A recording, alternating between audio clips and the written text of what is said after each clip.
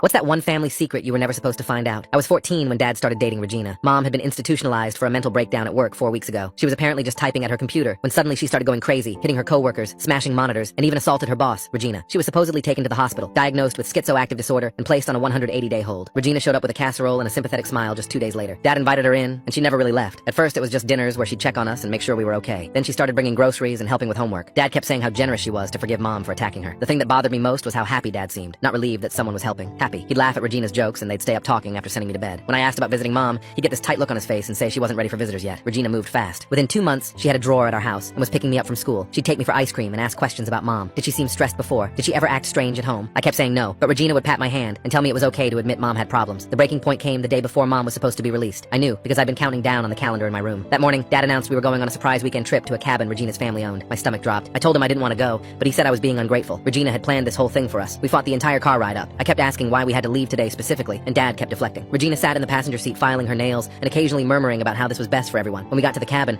I locked myself in a bedroom and refused to come out. That night, I heard them arguing through the walls. Regina was saying something about paperwork, and Dad was worried about something being suspicious. I pressed my ear against the door and heard Regina say the words that made my blood run cold. She signed the divorce papers, Mark. We can move forward now. I snuck into the living room after they went to bed and found Regina's purse. Inside was a folder with copies of divorce documents dated 3 days ago. Mom's signature was on them, but something looked off. I'd seen Mom sign permission slips 1,000 times, and this wasn't how she wrote her name. There was also a receipt from a notary service in Regina's name, and a business card for a family lawyer with Regina's maiden name. Turns out, Regina's brother was a lawyer who specialized in divorce cases. The pieces started clicking together in my head, and I felt sick. I took photos of everything with the digital camera I got for my birthday and hid it in my backpack. The next morning, I told Dad I wanted to go home. He said we were staying the full weekend, but I threw such a fit that Regina finally convinced him to take me back. As soon as we got home, I called my Aunt Sarah from the house phone. She hadn't heard from Mom since the breakdown, and was shocked when I told her about the divorce papers. She said she was coming over immediately and told me to pack a bag. The confrontation was brutal. Aunt Sarah showed up with my uncle who was a cop and demanded to see Mom. Dad tried to say she was still too sick, but Sarah threatened to call the hospital directly. Regina's face went white, and she suddenly had somewhere urgent to be. We drove to the psychiatric. Like and follow for part 2. Just kidding, assholes. We fucking hate part 2s just as much as you do.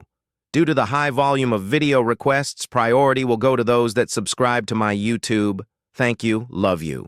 Facility where I finally saw Mom after 6 months. She was sitting in a gray room looking like a ghost of herself. Her words came out slow and slurred from all the medication. She kept trying to focus on my face, but her eyes wouldn't stay still. When she saw Aunt Sarah, she started crying and tried to explain that she never signed anything. She could barely hold a pen with how much her hands shook. Before I knew it, she was telling us how her violent breakdown at work never even happened. Regina had